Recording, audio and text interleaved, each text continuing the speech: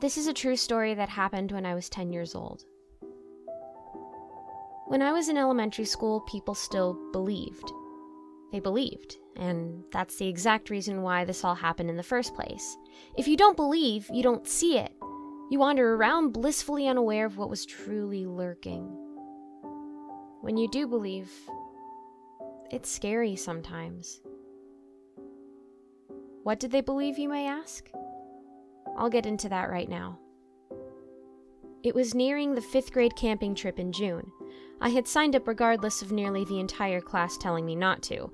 Yes, most of my class was made up of bullies, and I never really hung out with anyone save for just a couple of friends. Everyone was really excited for camp now that this would be one of the last big events before moving on to middle school. However, there was one thing that terribly disturbed my classmates. We were going to be at camp for 3 days, and 666 Day, June 6, 2006, was the middle day, the only full one we were spending there. The entire 5th grade class was buzzing about this. Everyone was so scared that misfortunate things would happen, or that kids would go missing, or that the devil himself would come down to earth and torture us or something. The teachers never really addressed this, but all the kids were talking about it and dreading it. Being the Christian that I am, I had nothing to fear because of course I knew God would always be with me and would protect me, and I would have nothing to be afraid of. I even began praying for the safety of my classmates, bullies, and teachers weeks before we departed for the campgrounds. My best friend at the time was also Christian, and I think she was praying over everybody too.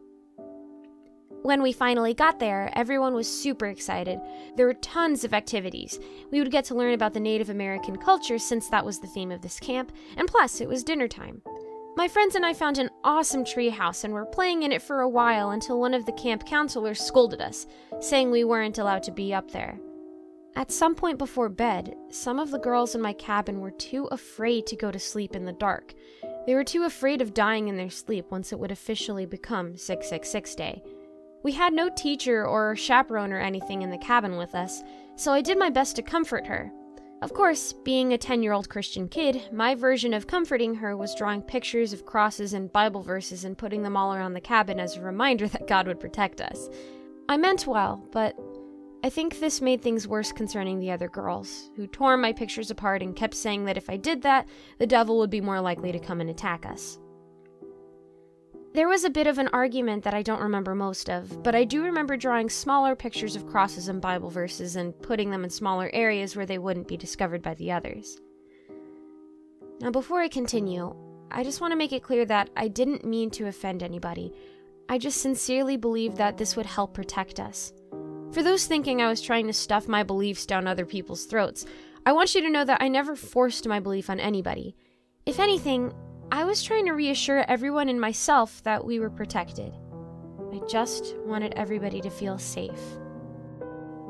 Now, I'm not sure if this part was a dream or not, as I remember it, but no one else seems to. Around the middle of the night, I heard a knock on the door. A couple of girls stirred in their beds, and since I was right next to the window, I just sat up and peeked through.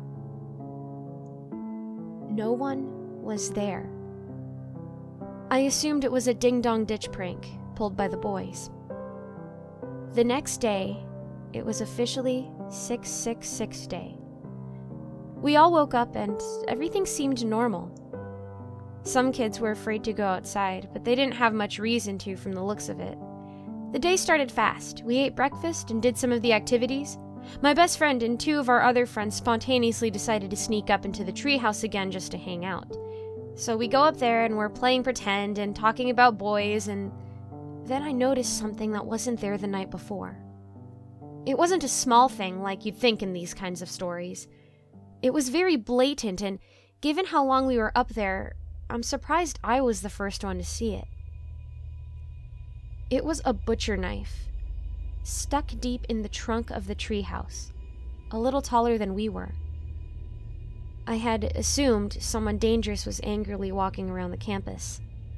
My friends were just as shocked when I finally pointed it out. We decided to climb down, never come back, and not tell the teachers. We didn't want to get in trouble for being in the treehouse. My friends will say that they remember red spray paint around the part of the trunk the knife was stuck in, but my best friend and I don't. It was still early in the day, and we forgot about it after investing in more activities. My best friend was keeping a bouncy ball collection at the time, and had brought a couple of her favorites to camp to play with. The four of us went back into the cabin to play, and she had bounced one into the empty chaperone's room. The door shut behind her. My best friend was really dramatic growing up and loved playing damsel in distress, so we didn't think much of it when she started calling out for us to come help her. We were yelling back at her that there was no wind to have shut the door and to hurry back with the ball so we could continue playing. My best friend shouted back, more serious than any of us had ever heard. We rushed to the door and she was screaming hysterically. I realized that as mischievous as she is, there was no way a small girl like her could have shut this door closed, which didn't even have a lock. We weren't even able to pull it open. By this point, I was freaking out, and I thought it had something to do with 666 Day. We were pulling on the door, and I was silently praying for everyone's safety. The door wouldn't budge. The three of us tried pulling it next, my best friend still screaming in the other room. We finally got it open, and she was in tears on the floor, covering her ears and shutting her eyes tightly. We asked her what happened, and she said to look out the glass door. The cabin we were in was right next to a brick wall for handball. We had all explored the cabin last night and didn't see what we found right then. When we looked out the glass door, we saw the brick wall. So close, I'm not even sure why they even bothered making a door there at all. But on the wall, there was a clown-themed clock, and on its face, in red spray paint, read 666. My best friend was afraid of clowns at the time, and this really messed her up. She made us promise to let her sleep in the bunks with one of us for the rest of the nights. We agreed since she could use some comfort, and we were all pretty freaked out too. I chalked it down to a series of pranks, but deep down, I was afraid that everyone's belief of the terrors of this day was making all these horrible things come true. Nothing much happened after that, though. We told a counselor about what we now refer to as the bouncy ball incident, went to dinner, and returned to the cabin. Before everyone went to bed, all the other girls were chattering about how much fun they had had earlier with all the different activities and whatnot. My best friend and our other two friends asked if anything freaky had happened to any of them, but they all responded no, and that they had even forgotten how afraid they had been that morning. Scary things had only happened to us. I know that sounds like a main character thing to say, but this was all candidly from my perspective, and I was as confused as anyone would be. The last scare we had came a little after lights out at 10 p.m. A simple knock on the door. I woke up with my 10-year-old brain thinking it was a bear for some reason. My best friend was in my bunk with me that night, and she got up to walk towards the door. I told her not to open it in case it was some maniac, thinking about earlier when we found the knife in the treehouse. Instead, we watched the window to peek at our visitor. But no one was there. I remember being confused in my half-sleep, so I just went back to bed. I'm 22 now, and I'm not entirely sure what to make of this. It's so strange to be looking back after 12 years to the day. My best friend and I are still close. I'm even one of her bridesmaids. She and I are also still devout Christians, and whenever I've brought up this incident to her, she always notes how creepy the bouncy ball incident was. I personally think it was the doing of some evil spirit who was giving us a spiritual attack because we were the only people to really proclaim God's presence in a time like this. At the end of the day, I believe God came through and kept us safe from whatever evil spirit or spirits that may have been wandering about. Looking back, it's really terrifying to think that it could have been much worse. And I thank God that I'm still alive and unharmed from this event, to be able to tell the story.